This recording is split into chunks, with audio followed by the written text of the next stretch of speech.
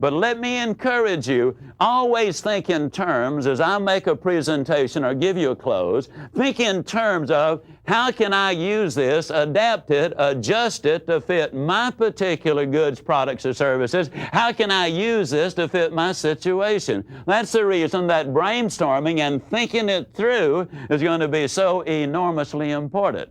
First time I heard of alternative choice was old Elmer Wheeler many, many years ago. He was the man who said, sell the sizzle and not the steak.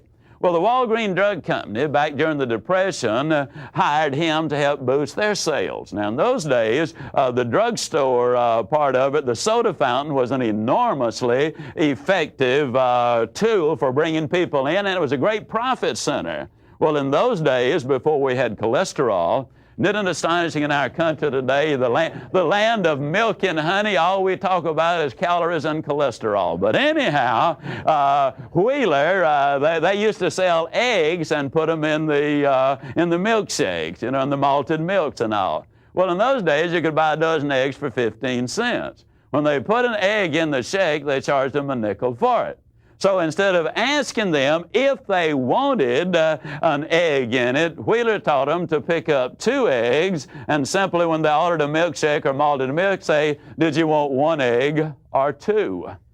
There was a dramatic increase, an explosion of business as a direct result of it. Alternative choice can be used in many ways. Did you want to handle this by check or do you prefer to pay cash? Do you want to use a credit card or do you want to put it on our budget system? Now, as you look at these, I'm going to go through a series of questions. Some are alternative choice closes. Some of them are just question closes, and some are the assumptive close. But notice some of these. If this were the only feature this machine had, it would be well worth owning, wouldn't it? Closing. When we install this equipment, would you like for me to demonstrate the major features again? Assuming. Would you like for me to mark this one sold while we check on the most agreeable terms to finance it for you? Now that injects just a slight amount of fear. What you're implying is it might be gone. And I'll say this several times, but the fear of loss is greater than the desire for gain. Don't take anything away from me. That's the reason in stores where they measure out food, we always teach them, put too small an amount on there first so you can add to it. Nobody wants to see things taken away from them. That's selling, all right? Another close. Do you need to consult with anyone else before you place the order? Is the purchase order issued from this department? Would you like to have your own bank finance this, or would you like for us to work out the financial arrangements? Since the item is in short supply, would you be willing to wait for 3 weeks for delivery?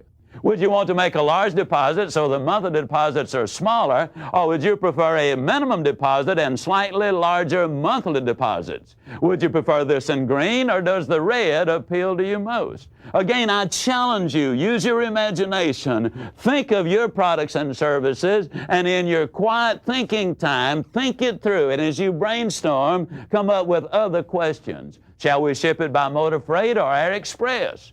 Do you want this lot registered in your name or your wife's name? Do you prefer the lot on the golf course, or does the one on the lake appeal to you most? If you saw that it was to your advantage to own this product and the terms we work out are satisfactory, would you have any objection to going ahead today?